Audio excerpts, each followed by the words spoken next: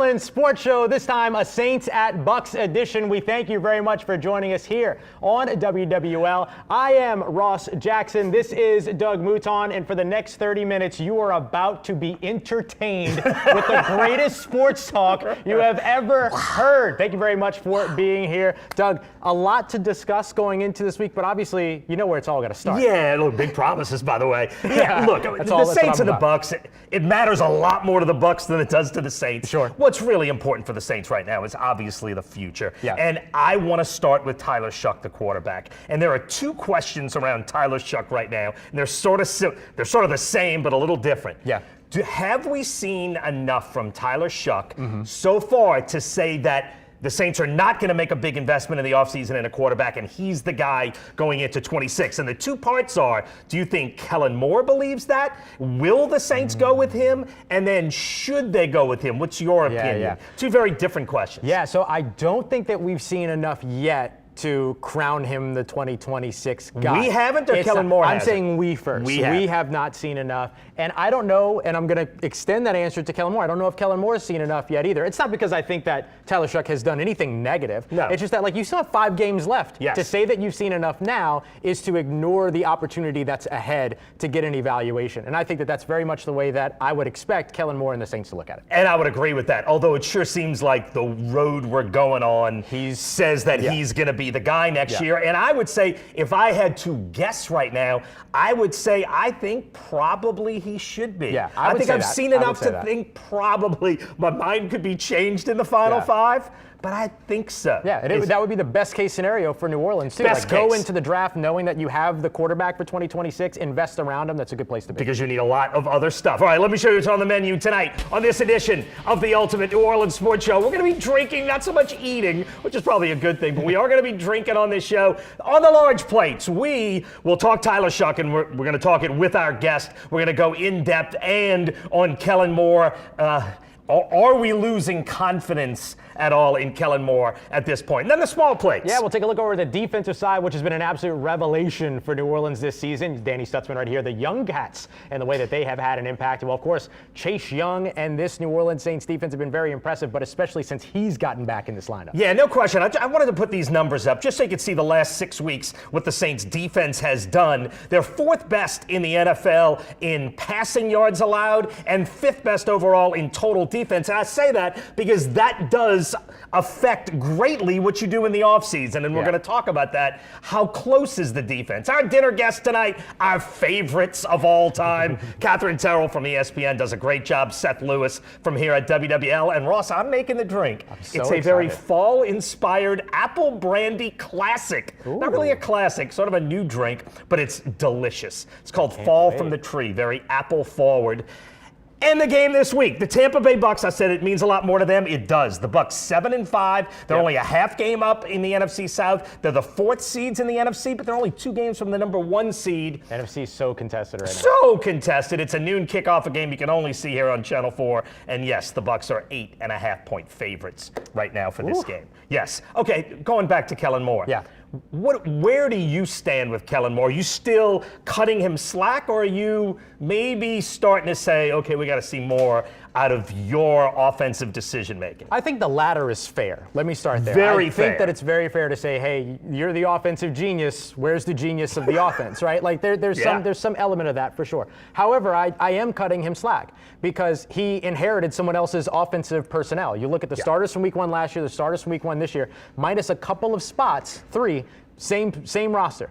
You added Brandon Cooks. You didn't have Taysom Hill because of injury. You added Kelvin Banks Jr. and then you had a new quarterback. So that's kind of it. Those are the only big changes. And so I'm looking to see now moving forward if the Saints get the right roster for him and the roster that he wants, if maybe the offense comes to life. Well, I kind of teased the question. Has Brandon Staley and the defense shown enough that you keep all these pieces in place, pray DeMario Davis can come back for another year and be as unbelievably good at 37 as he is at 36? Incredible, by the way. Incredible story. Do you invest almost all of your resources in the offseason on rebuilding an offense and say, you know what, the defense is playing pretty good right now as long as we can keep Chase Young on the field. Yeah, I think you still look to add some pieces over the defensive side. There's no doubt about that. But I do think that if you're taking this to 100%, you're spending 80 to 90 over on that offense of assets. Yes, that's what I mean. Not just money. I'm talking money, everything. Draft picks, free agency signings, trades if you want to do more of that. Remember, they got another wide receiver, Jalen Polk, they haven't gotten to see yet, all that. So I look at the offensive side as the must focus, the big time focus for the Saints this offseason. Yeah, if you're bringing in, 7 premium players, high draft and free agency, let's just make it up 7. At least 5 better be on offense. Yeah, and one of the reasons why you're spending so much on it is because of the positions. You're rebuilding your offensive line, you're adding to your wide receiver room, you're probably looking at your running back room as well. Lots of premier spots to go and spend money on or spend assets on. Spend high draft picks. Okay, we're going to bring on Kat and Seth in a second, but first we want to tell you that the Ultimate New Orleans Sports Show is brought to you tonight by Kia of Covington. Buy happy, drive happy with Kia of Covington, the home of the lifetime oil changes, KiaofCovington.com.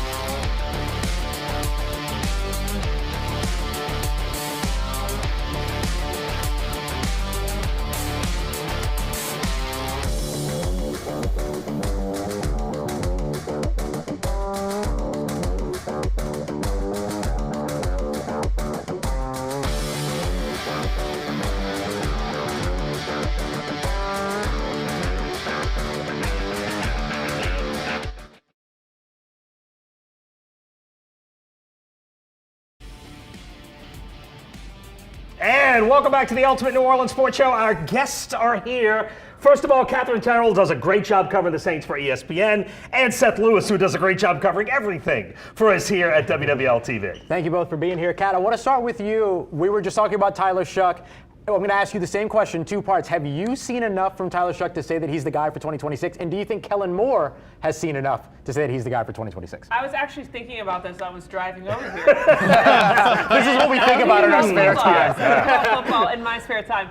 I think that I'm starting to maybe have seen enough. Yeah. I need to see a few more games, but I am impressed so far, enough that I would understand if they went with him next year. Mm-hmm. I think Kellen Moore has probably not seen enough yet, because that's the biggest decision you can make for your franchise. You can't just pick a quarterback on a whim, right? Right. So I think he needs to see more consistency. And to be fair to Shuck, he is missing a lot of offensive pieces. So if he can really get anything going, I think that's huge going into next year. Yeah, making this offense run with this personnel, it's a challenge, no doubt. What do you think, Seth? So for me, I think we've talked about it a lot, how Shuck can kind of play the Saints out of being in a position to get their next quarterback. If you look at Tankathon right now, the Saints are third. The two teams ahead of them are the Tennessee Titans and the New York Giants, who don't have a quarterback problem. You know that they will be going into next year with their quarterback.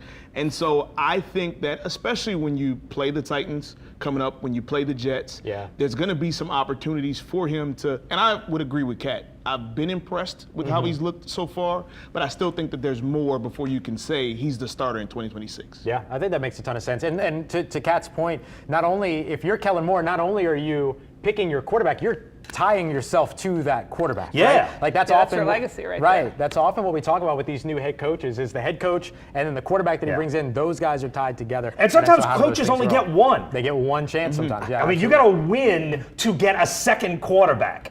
Yeah, and that does change the narrative. Although Tyler Shuck was so Kellen Moore's guy. And I will say, of all the criticisms of Kellen Moore, and you just said they're all legitimate, the one thing that he handled perfectly was how he rolled out Tyler Shuck. How he played him just enough in the preseason. We saw him at the beginning of training camp, and he was a duck out of water. He looked lost.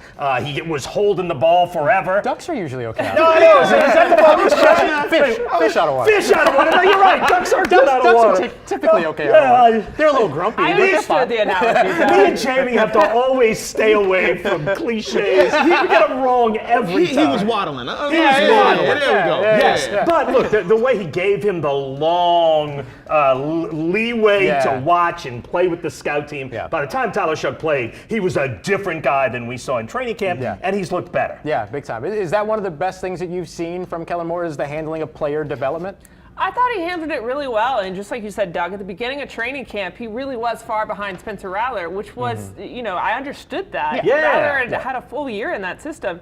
Or, with the Saints, I mean, not necessarily in that system. Right. But I thought that Shuck really came on at the end of camp, but he still wasn't there. So the way Kellen was able to finesse that, and I'm sure there are hurt feelings, but it doesn't seem like it was, detrimental. I thought that was really well handled. Yeah. But that said, this offense, when you watch that first half Sunday, it was so difficult to watch. It was painful offense. It was painful offense, and it's Kellen Moore's offense. I'm about to say difficult to watch. It might be a compliment. Yeah. Compared to what it was, and I think that sometimes the troubling thing can be that they disappear for whole halves. In multiple games. Yeah. And so, obviously, you watch that second half, and there is some encouraging signs there. The fact that they were able to get it to a 2-point game, and then you have an onside kick, and then you have a chance to win it, but the offense disappearing like that in an entire half is certainly concerning. Yeah, and you look at the slow starts for this offense in particular. 19 first quarter points so far this season, and they've never scored more than 7 in a game. That is last in the NFL. That's bad? That's bad. That's 19 first quarter points, so you're averaging 1.5? Yep, 13 or 12 games in, right? Not what you would want if you're Kellen Moore and you're drawing it up and saying, this is what I want to achieve with this team. Well, now, when I brought that up before about the defense, look, they're top 5 in the NFL over the last 6 weeks, and your eyeballs will tell you that. They have played really good football over the last 6 weeks or so. Do you agree that 80 to 90% of whatever resources you have go on the offensive side this offseason? I think it has to be that way. If you watch the Miami game, I will disagree with you. You were talking about Demario Davis, and I obviously think the world of Demario Davis, but I do think that the Saints can't say, well, Demario played well, Cam played well, let's just run it back. They do have to be unemotional, as we've talked about before, when they make those decisions. But they have to fix this offense. You're right. It needs to be probably 90-10, right? Yeah, I think that's close. I think that's good. Do you think 90-10, 90 offense, 10 defense? I'll go 85-15. There you go. Let's go 85-15. I just want to shout out Danny Stutzman for like clotheslining the guy. The literal Goldberg speed. Out of nowhere. Like even watching that boring first half, it was like, whoa. Yeah. We all did that in the press box. I think everyone was like, oh, look at that. It's like some kind of power bomb. Yeah. He was something else. And he's one of those guys, like we were talking about player development from the Tyler Shuck side, but we're seeing it over the defensive side as well. You look at Quincy Riley, Jonas Sanker, Danny Stutzman, and some of these other younger players, like even Isaiah Stallbird that's getting mixed in. They've done a really good job with young player development this year. Yeah, and look, you brought up the two veterans, and these are very much veterans. Cam Jordan's 2 sacks, and Seth and I were talking. Kellen Moore's line is second action plays for Tyler Shuck. Both of Cam Jordan's sacks were 100% of the credit to Cam Jordan. Absolutely. But they were both second action sacks. They weren't sacks like at the 3-second mark. They were sacks where someone else fed them right to Cam Jordan in a beautiful way. But there is no metric for studying Demario Davis's play where he has not had a spectacular season. 100%. Pro Football Focus, I think, had him as the 5th best linebacker in the NFL right now. And they, look, it's an imperfect system. Right, but they apply it to everybody. And I think my eyeballs tell me the same thing. If Demario Davis wants to play next year, I'm 100% on board with running him through again. Yeah, you at least got to get him to Paris if you can. Well, you at least got to give him Paris that. ambassador, right? I think you just can't focus completely on that. You can't, because when drop-offs happen, they drop off hard. So you just have to have a plan B. You can't just have Demario. But I'm with you. If he wants to play next year. Yeah, and plan B is Stutzman. Figure out a way to get him on the team. That's not a bad plan B, as it turns out. Yeah, and what your thought when you look at that defense? Because it's a lot of young guys getting a lot of snaps. Sanker and Quincy Riley and Stutzman. You've got some pieces on defense that feel pretty good. And we've talked about just how valuable that is, right? Like having those young guys getting those snaps, like a Quincy Riley, maybe earlier than what we expected, right? For sure. But and they went through their lumps. I think about the Patriots game, right? Yeah. And that didn't look very good, but it's those necessary reps that had to happen, and you're seeing it come to fruition a bit. Yeah. Also, a part of it is that maybe the schedule is also getting a little bit easier, as we talked about as well. But you have to see it at some point. It doesn't matter if the team is 1-10 or 10-1. You have to see some positive results at some point, and the defense has certainly shown some good things. Yeah, absolutely. All right, let's do our boil water advisory now. Now, we've only got about a minute and a half, so let's be quick on these. What is the most distressing thing? Boil water advisory, of course. Everybody in New Orleans, everybody in New Orleans knows what that means. Yeah. What is the thing making you react like a boil water advisory? You already touched on this, but for me, it's offensive play calling. I need to see more consistency. He gets a pass this year. I think there's going to be a lot of eyes on Kellen next year and how he calls those plays, because some of them the last few weeks have been a little head scratching. For me, it would be the run game. Obviously they didn't have Alvin Kamara last week, but that's been very inconsistent, and I don't know if it's necessarily the run scheme or if it's some of the blocking, but that's something that has to improve. Yeah. What you got? I think for me, it's protection in front of the quarterback. We've seen a lot of sacks over the course of the past couple of games, and some of those pressures have turned into turnovers. I think getting all that taken care of, especially this weekend going up against Tampa. For me, it's the wide receiver position, and I hope that the Saints management understands how dire their need for wide receiver help is. When you watch, one thing I like about a view in the press box is that it's above everything. Yep. You see, there's not a lot of people getting a lot of separation. Yep. And I think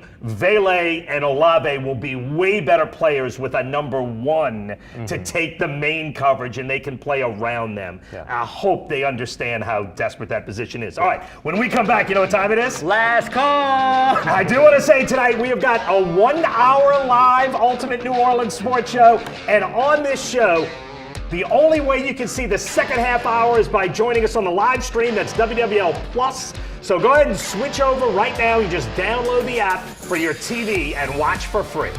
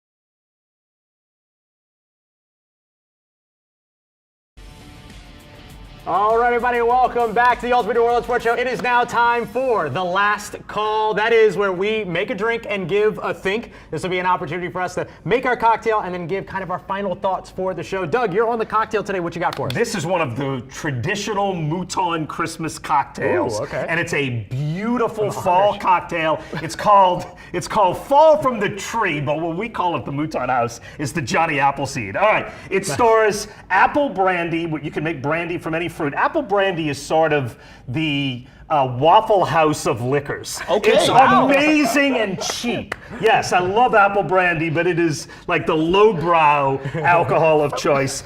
So it's an ounce and 2/3 of that, and then you lean into the apple. It's an ounce of the apple cider, and then this is fresh lemon juice. It's a 1/4 of an ounce of Mouton squeezed lemon juice. Then I made this beautiful cinnamon syrup, which I'm using 1/3 of an ounce and 1 dash of Angostura bitters because they go in everything. Now I am making the drink, so you take over. I thought when he said that this was Waffle House, it's better drunk. I thought it was the same. Makes you stay up late and get fights. There we go. That's I right. like Well, That's good too. Let's get to our last call here. Let's start off. Kat, you want to start us off?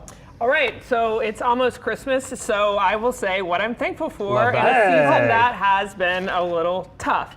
I am thankful as a reporter for storylines that are, it's the gift that keeps on giving. Christmas story.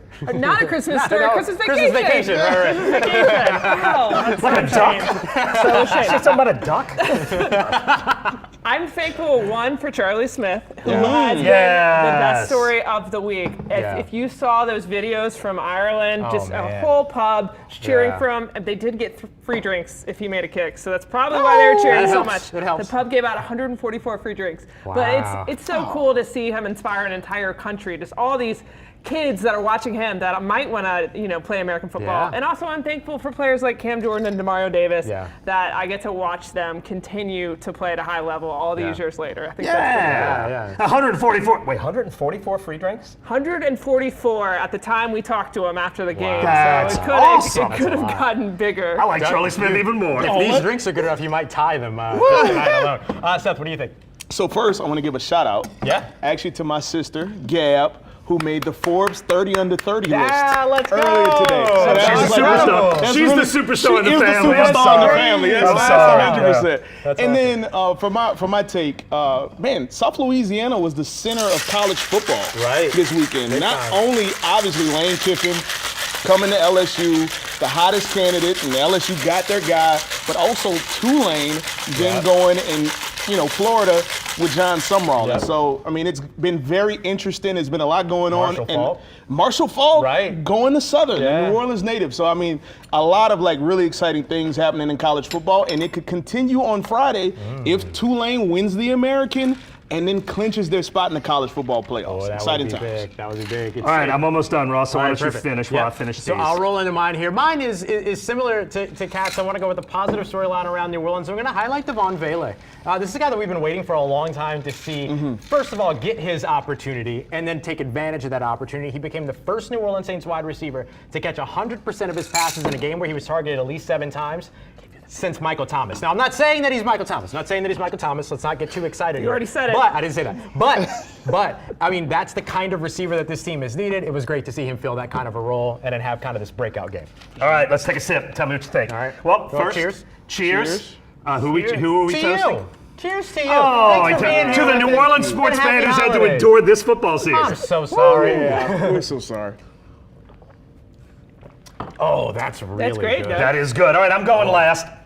And I'm you go. doing Lane Kiffin again, all right? And I got 4 points to this. One, Verge Osberry did a spectacular job. He inherited chaos and made delicious chicken salad out of this and got the #1 coach in America. Congratulations to Verge. 2, Lane Kiffin and LSU are taking a ton of criticism for the timing and taking a coach away from the college football playoff. This is the system the NCAA set up. LSU is playing by the rules of the system as they are now. If Lane Kiffin wanted the job that he thinks is the best in America, this is when he had to take it. Change the system, but don't blame LSU or Lane Kiffin by playing by the rules of the system as it exists now. Third, I sure hope LSU finds a way to keep Frank Wilson. I'm a huge Frank Wilson fan, and I hope he stays. And fourth, I think the biggest reason Lane Kiffin is going to be successful is because of his ego, because he's not afraid to make people mad. Yes. This job in Baton Rouge is big and intimidating, and I think he will handle all of that and the pressure of it without any problem because he doesn't care. Yeah, and I think that's his biggest plus. Doug, awesome. can I just say it is wild to see someone booed at one airport Woo! and cheered at another in a span of 2 hours. And I love Lane saying that college fans football. were like, man, you're the greatest. He's like, we haven't done anything. They were just trying to run me off the road on the way here. All right, real quick before we wrap up because we got to get out of here quick. But Saints-Bucs this weekend, who you got? Bucks. Bucks. Yeah, oh, sorry, everybody. We want to see more second half than we saw first half. Yes, start like All we right, did. tune into the app, WWL Plus. We're going for another half hour. Going to deep dive into Mickey Loomis. There's a lot to talk about. This might not be the best talk for Mickey Loomis, but we're diving into it. Thanks for watching this edition of the Ultimate New Orleans Sports Show. We'll see you on the app.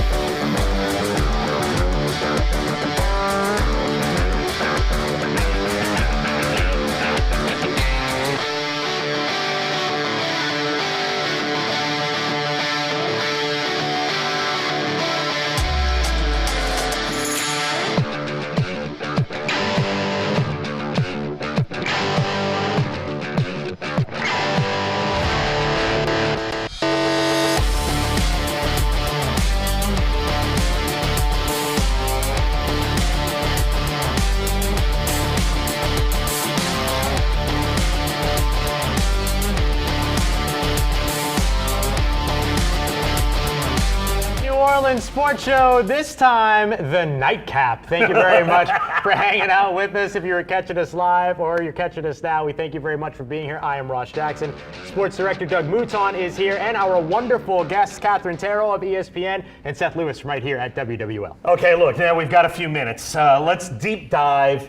Here's what I hear from Saints fans a lot, is sort of some vitriol raged at Mickey Loomis. Yes, a lot. So where do you stand with Mickey Loomis right now? Should Gail Benson make the change now? Where do you stand with Mickey Loomis right now? Because Saints fans aren't, in my experience, aren't super high on Mickey right now. Well, I think the rage started with the gum. All the way back to that press conference when he was defending Dennis Allen. Yeah. Just because I think that in fans' minds, it felt like the Saints didn't care about their feelings. Right. And I understand where they're coming from, but I think the reality of the situation is, as a lot of NFLers like to say, I think Dennis Allen used to like to say that phrase, is that Gail Benson trusts Mickey Loomis more than anybody. Right. You know, he's been around for so long. I just don't see a situation where he is not the GM unless he's promoted to a different, position in the front office. I just don't think Gail would ever say, you know what, we're done, just because of that trust there. Well, it is kind of a will they, should they, just like we talked about with Tyler Shuck. Right. Will they? I think all of us would say probably not. They're not, Gail's just not. Should they, I guess, is the question I'm asking. I think if things continue as they are, then they need to consider that. They really do, because how many years do you want a stadium that's half full? Do you want fans that are upset? Because the fans aren't just upset about the Saints, they're upset about the Pelicans as well. And so you have fans that are, looking at two of their beloved teams that just aren't producing on the field. And I know that the Pelicans do not fall under Mickey Loomis, but it falls under the organization or ownership as a whole. So I don't think that there's a bad thing to do a total reset. I just think realistically, that's not how the Saints operate, and they never will operate that way. Yeah.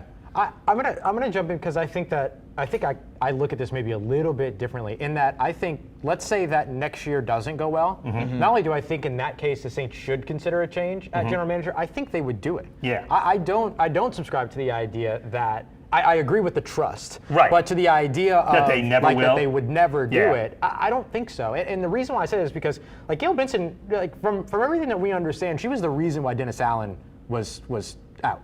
Yeah. Right? Like, she was the reason that he ended up being taken out and fired. That's what I was looking for. How was that the word? How was that the word? I can't think of. Man, duck. Mafia. I know, right? But then the other side of it too is, like, this is the opportunity for Mickey Loomis to show, I can rebuild this team and I can do it. I didn't look at Dennis Allen as a rebuild option. I looked at Dennis Allen as a scrawling and clawing to hold on to what was option. This is the rebuild. That didn't work. Now you're in the rebuild. You went and you hired this 36, 37-year-old head coach, youngest active head coach as of right now, and you're building an offense around him, or you're building a team for him, and you're still building his offense, which again didn't really change personnel-wise from one season to the next. And so I think if you fail to do that and you don't find the success in 2026, I think at that point, that conversation does happen, and maybe it takes the shape of the Saints moving him to another spot and things like that. Maybe it's that way, but I think at that point, trust, no trust, whatever it might be, if the job's not getting done, the job's not getting done, and you gotta let somebody else have a shot at it. Yeah, I was gonna say he's not getting fired. No, that just ain't happening. Not you know this what I mean? year. Like if fans want that to happen, that's fine. I want $1 million, but I don't see myself getting that in the next couple days. You want to be the star in your own family. I want to be the star in my own family, and I'm not. Right? And shout out to Gab. So, I think I'm turning the most positive thing in your life into a negative. No, it's a positive. 100%. It's so positive. Look, I mean, like, we're not gonna expound too much, but it's like I always tell people, Gab, who's Forbes 30 under 30, as I mentioned before, I always call her the star. You know what I mean? And obviously she says the same thing about me. But I think that, to what you're saying, I don't know. I mean, I see the thought of, okay, she did get rid of Dennis Allen. She was the one that called it on that. It wouldn't surprise me if you go to the Pelicans with Willie Green, if there was some input of, okay, I think it's time, like the crowds, the way that they're losing isn't good. but also like You gotta go back to David Griffin too. And you gotta go back to David Griffin too. But she trusts Mickey Loomis so much. Like those other people were employees. This is her friend. And so that is where I'm not sure if she would be bold enough to pull that trigger and say like, hey, we need you to step aside. I think it almost would have to be Mickey Loomis saying, for the better good of everything, I'm going to step aside. And maybe it's somebody getting promoted like within their front office. Yeah, they have options. They have options, and they have people that are like highly regarded within their front office. So maybe it's that, but I almost think that it would have to be Mickey Loomis that makes that call. I don't know if Gail would do that. I think in any case, the verbiage will be a mutually agreed upon. Oh, yes. Oh, yeah. I think That's the there's verbiage. no doubt about No that, doubt. right? Because that's the friend play. The friend play is not, hey, you're fired. No, of the course. friend play Yes, that would is never happen. Right, Not like right. that. Not like 100%. that. No. The friend play is, we got to make a change here. Let's talk about how we orchestrate it together. All right, how look, we do it together. I don't mean to say this, and you talked about you were thinking about the Tyler Shuck situation while you were driving. This is what I was thinking about today when I was driving. I was thinking about the Mickey Loomis situation. And this is going to be a deep dive that I do at the end of the season and lay out all the numbers and the facts. But my general opinion is that all of what's happening this year to the Saints is a direct result of mistakes they made in 19, 20, 21, 22, and maybe 23, right? Absolutely. We are seeing the fruits of a bunch of bad drafts, giving away draft picks. Kool-Aid McKinstry, who I like, and I think he's having an okay season, I'd say, was 3 draft picks, those kind of things. Giving away draft picks, poor draft picks, and not making the right moves, spending money in the wrong places. Bad contracts. Bad contracts. This is what happened. If you actually look at what Mickey Loomis did this year in 2025, this looks like a really good draft. It does. I like what they did in free agency by getting Chase Young, by Justin Reed looks like an excellent piece in the back end of this defense. Devon Gottschall looks like a good piece. Like, I like what they did by not overspending. This wasn't mistakes made now. This was mistakes made a few years ago. And in retrospect, and look, I was not against the Dennis Allen hire, so I'm not going to say that I was. But in retrospect, that was where you really went wrong. Right. Yeah. Because Dennis Allen clung to the older players, because even when you did make great draft picks, no one asked more questions about Zach Bond than you. Right. Ross would ask Zach Bond questions 3 times a week when the guy wasn't playing. And I'm, why is Ross asking so many questions about Zach Bond? I mean, because in a limited amount of use, he was very productive. So even when the Saints made good draft picks, Dennis Allen wasn't going to play him because he wasn't playing any young guys. So Caden Ellis, who was a terrific player, didn't get played and left. So the mistakes were made a couple of years ago. The first year of the rebuild, even though the record does not show it, I think the first year of the rebuild, you might have a quarterback, and you do have 4 or 5 or 6 other pieces. I think they've done a nice job of starting a rebuild in 25. Yeah, I agree with that. And I was gonna say Dennis Allen solidified an opinion for me. I would say for the most part, which is, because I've seen it at college too. Sometimes when you have a coach that's been really successful, right? The thought is like, okay, we want to keep this thing together, right? Extend it. And we want to extend it. And it's like, if you had a chef who made a really good dish, and you think that that other chef is gonna come in and make that dish the same way, you're wrong. Yeah. Like, that dish isn't gonna taste the same. You need to go get a chef who has his own signature dish for your restaurant and make it happen. And I think that I'm gonna use Tulane as an example. Like, when Willie Fritz went to Houston, they didn't say like, okay, let's hire one of Willie Fritz's assistants. Did not. Yeah. They did. That's hired a great the best comparison. coach What Ole Miss just in the did, country. by the way. Yes. And that is what Ole Miss just did. It may have been by desperation, but they did just do that. They had no choice. They had no choice. Wait, can I call a quick 20? Does anybody else need Oh, a yeah, drink? me. All right, For sure. I'm gonna, I was waiting for you. Beauty of this show is I'm getting up I this was waiting show. for you. Yeah. But yeah, like they hired the best coach available in John Sumrall, who was up for P4 jobs 2 years ago. Now they're ranked. They're 1 win away from being in the college football playoffs. And what John Sumrall has done at Tulane is solidified them as the best job in the group of 5. Can you imagine saying that about Tulane pre-COVID? Yeah. In Right. 2021, That's a when great they had 2 comparison. wins? Really good. Tulane did it right. They didn't try to hang on to what they had. They got a completely new guy, and Summerall was awesome, and they're going to probably do it again. Yeah, and so the Saints didn't do that. You know, they decided to keep a chef from the same kitchen, and then the restaurant fell apart. That's a great analogy. Yeah, there's a big difference between, No, that's an awesome analogy. Yeah, right. Probably. I think to your point too, just about like the way that we've talked about Tulane and we've talked about LSU, we even talked about Southern earlier in the episode as well over on Channel 4. And I think the thing that stands out to me is that the Saints in their own city have become a B block team. Yeah, they were Sunday. Right, and that's kind of wild to me because I don't remember that being the case. No. Growing up here and watching this team.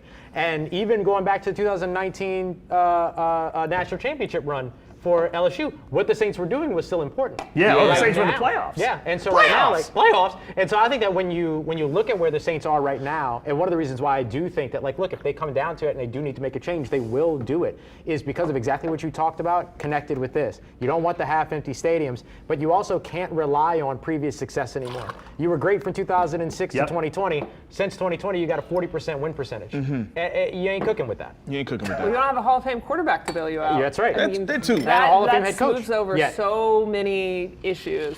And I think, honestly, 2025 has been the year of the Saints trying to dig out of this hole or cover up some of these mistakes.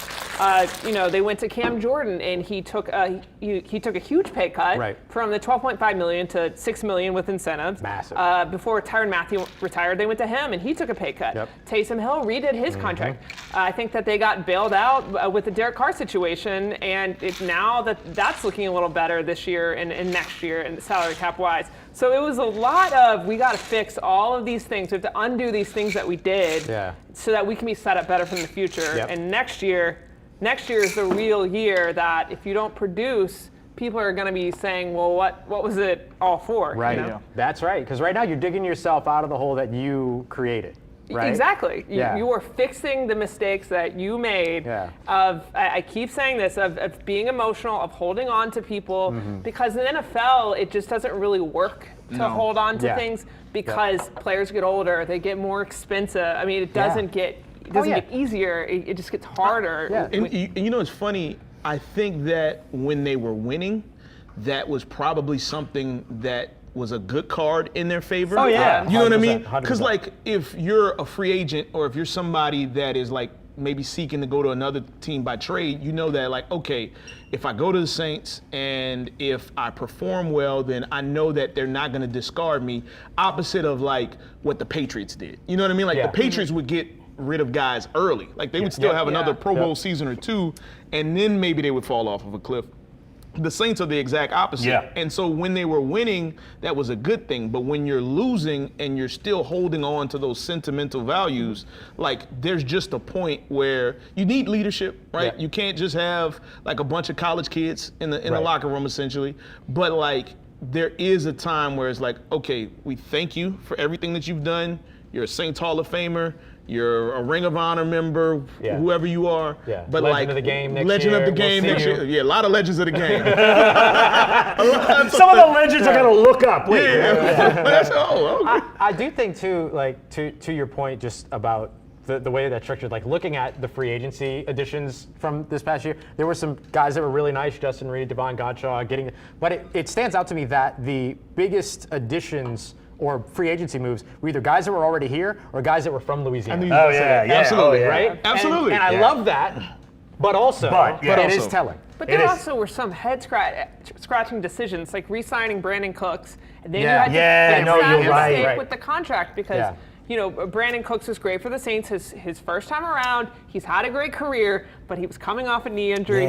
He was older, and when he signed, I just thought, is that going to be their number 2 or number 3? Because there's a lot of question marks there. And so then they guaranteed a lot of money in the second year and had to fix that situation. And that was trying to fix that situation. But emotional, they knew him, they liked him. It's it all kind of comes back. And to a lot that. of people question the Juwan Johnson contract too, to be honest, based on maybe some of the production that we've seen and where he ranked as far as his pay compared to other tight ends in the league. Yeah, and he turned out to work out off that contract. He's playing well, but 100%. That was a big question mark at the time. All right, I got a new topic. All right, let's say the Saints pick between 2 and 7 in the first round, which seems likely, right?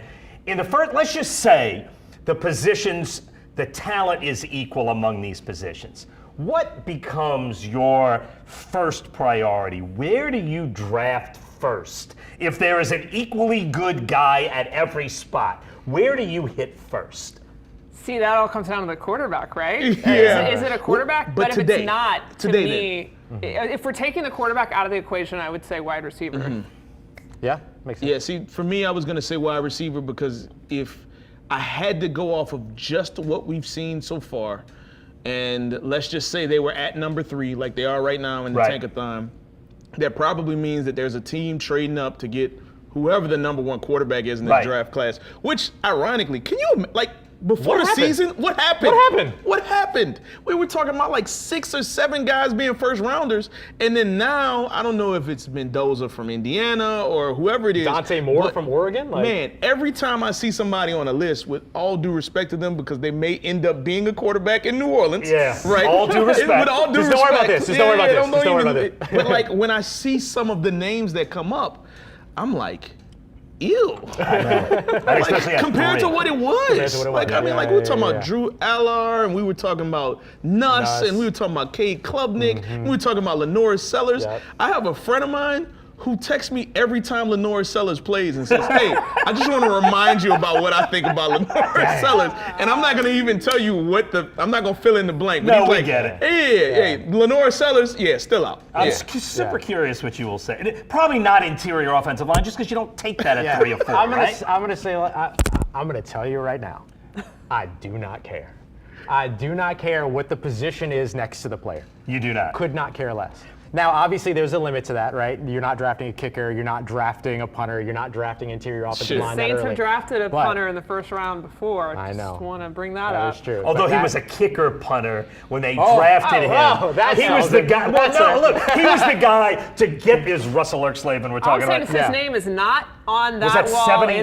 in the dome. Well, Yeah, it right. is not. Yeah, he ain't been a legend of the He game. was going to be the last piece that gets you over the hump. Right. He was going to be the all-pro kicker and the all-pro punter, all in one amazing Texas the game Longhorn is crazy package. different. Somehow that feels so Saints. Yeah. The game, At I least mean, I in was a that kid time. at the time, and I In that remember time. that vividly. The game was crazy different. My thing is, and you know, the hypothetical you're setting up here is that they are all the same talent across the board. So I'd have to go either wide receiver or edge rusher, just logically. Yeah. But like, if one of those players is Caleb Downs, the Yeah. safety out of Yeah. Ohio State, Man, listen. I don't care that he's a safety. Listen, Right. I don't know if it was with you or with Ricardo, but there's a lot of like talk of like, okay, if there's a safety in the top 5 or the top 10, you don't draft a safety. I'm like, we're not talking about Caleb Downs. No.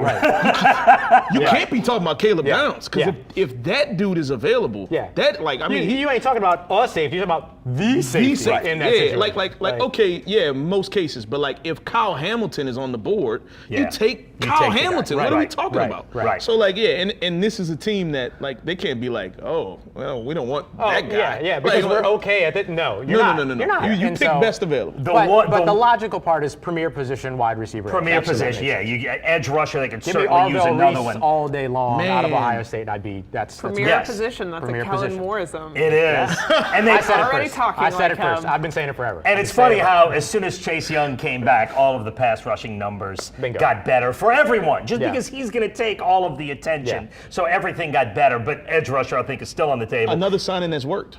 Another signing that's definitely worked. Props to Chase Young, because I realized today he leads the league in pressure percentage. Pressure percentage. There you go. And the Saints are one of the 19% best- of his defensive pass rush snaps. It's been the big difference in the last 6 weeks. Yeah, and no the Saints question. have been one of the best teams in the NFL in converting pressures to sacks, which is something they did not do well last year. Oh, I like From that. 17.4% last year to 22% this year. This is one year when I am hoping that someone goes nuts the way Jacksonville did for Travis Hunter and offers the Saints a bounty at 3 or 4, and they can still get a first-round pick and get some other stuff. I just feel like this team has so many high-profile needs. I think wide receiver is probably number one, but interior offensive line and edge rusher, you can never have enough. Right. But this is a year that, man, if you could get somebody overexcited about pick 3 or 4, wherever they are, I'd love to see them get 4 picks for that. If Tennessee and the Giants are up ahead, obviously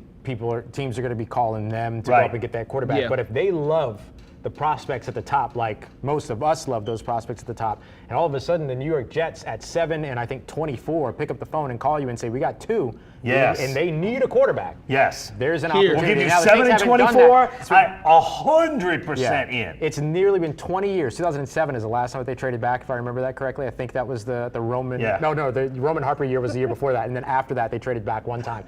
Never again after that. So it would be a big time shift. I brought up the Jets when I was doing my 4 takeaways a few weeks ago when I was talking about the Saints rebuild, just to say, and the Saints are obviously in the midst of a complete rebuild.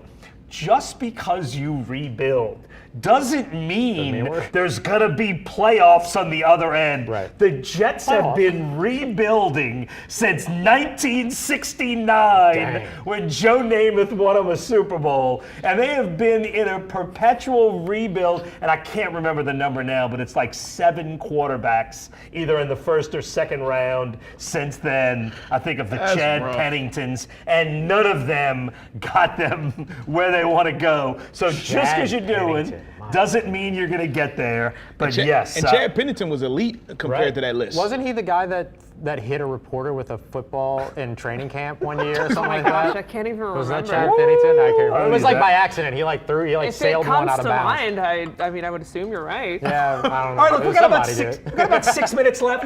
I'm curious. You're an LSU person. You like the Lane Kiffin hire?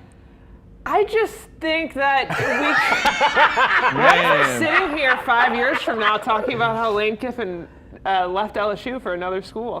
What other school? Nah, see, I don't believe that's gonna happen. Yeah, I don't believe that. I actually don't believe that's Why gonna don't you happen. believe What are the other that? schools that could give him more? I don't know. Texas, Ohio State. Those I'm just are actually naming really good schools answers. Those are really good before answers. anyone gets mad at me that's watching. I'm just saying, just because you always say it's not going to happen to me, then it happens to you. What, messy breakups? Sure, yeah. I don't really have a lot past that, but so there's not many premier top jobs. Like I was discussing this with somebody earlier today, like what are the jobs in college football? Because somebody said, well, what if Alabama opens up? I've actually been talking about this all weekend. Yeah, right. Yeah, everybody has. Everybody talk has. about. Like, what are the top jobs? What jobs are better? And like you can argue that maybe a Texas or an Alabama or whatever or Ohio State is better, but are you leaving LSU for that? Like I think there's probably about like 8 or 9 jobs that are at the top of the list. Tier 1 that nobody's leaving. And then there's like some tier 1.5 schools like Notre Dame and Oklahoma, where it's like they might leave. Like Oklahoma's coach went to USC. Right. Notre Dame's coach actually came to LSU. Yeah, no, there's proof on those. But for the most part, people aren't leaving those schools. And where's Ole Miss? Tier 2? Oh, no. Tier 3? 3 or 4. I'm sorry. Yeah. Wait, what? I think the fact that you're in the playoff, for me, would be 3 would be the lowest I'd go. Because you're in the playoff. Yeah. 3, sure. In all seriousness, I do think it's hard to say what 5 years from now will look like because it's all going to be about NIL money. Yeah. Which schools are raising the most NIL money? What does that landscape look like? How much can you fix your roster with? And I think that it's so unknown. Yeah. I feel like there's no rules right now with NIL, so it's all kind so of unregulated right now. the guessing game, right? As to which schools will be at the top in a few years. And another big reason why I feel like he wouldn't leave is because like when he was talking, obviously at LSU, he's like, "This is the best job in America." You Don't can't they always say say that. that? You can't say that about Ole Miss. Like, come on, you know what I mean? Like, He didn't. Yeah, you can say that about USC, right? Like you can say that about. Well, maybe 20 years ago. It's actually one of the reasons I think Lane Kiffin will work at LSU in a big way is because what he did at Ole Miss, when you talk about NIL money and the transfer portal, he did a great job of talent evaluating and bringing in the right guys. His quarterback from Ferris State everybody had a shot at. LSU went out and got Michael Van Buren, and he brought in a quarterback that has him in the college football playoff. That is a talent from Ferris State. That is seeing things in that quarterback that other people didn't see. Other people in tier 3, 2, or 1 didn't see. Temple saw it. Temple, he's short. Yeah, but they're not tier 1, 2, or 3. He saw things that other people in tiers 1, 2, and 3 didn't see. And that ability to talent evaluate, I think, is going to be a huge difference maker at LSU, because now he can use the talent evaluation and he'll have the money to get whoever he wants. Absolutely. Did anyone see the picture of his first night at LSU where he was already recruiting and he looked like he was about to fall asleep? I was just thinking that is crazy. I thought you was going to ask, did you see the picture of him already doing hot yoga in Baton Rouge? I did see that tweet. I was just thinking how crazy college football is, that you go through all of that in a week and you immediately have to go recruit people to your team. It's insane to me that he got off the plane and then went to LSU's campus, and then he had this meeting and that meeting, and this recruit pulled up with his parents, and it's like, what time is it? Yeah. What are y'all doing? Midnight? I do want to thank Lane Kiffin for just giving us the most entertaining week in college football in the last year or two. Yeah. I mean, it's always something. But you know what I learned? Like soap opera. What I learned was that in Baton Rouge there are 14 yoga places, and in Oxford there are 4. So Lane Kiffin's got a lot more yoga trophies. Shout out Chris Marler. Shout out Chris Marler. That's the difference between tier 1 and tier 3. 10 hot yoga locations. Sure. I know that I'm looking forward to LSU Ole Miss game next year. Oh my! But if he went to Stanford, there'd be a lot more yoga places in Northern California. Yeah, but there's also a lot more books. You know what I mean? I don't have the full computer system of how elite goes. Because I'm sure Tuscaloosa has somewhere between 4 and 14, but they also have so many trophies. So all right. They also do have the trophies. So on that note, how many wins does LSU get next season? What do you What? Or let me say this. Let me do it this way. Are they in the playoffs? How many wins would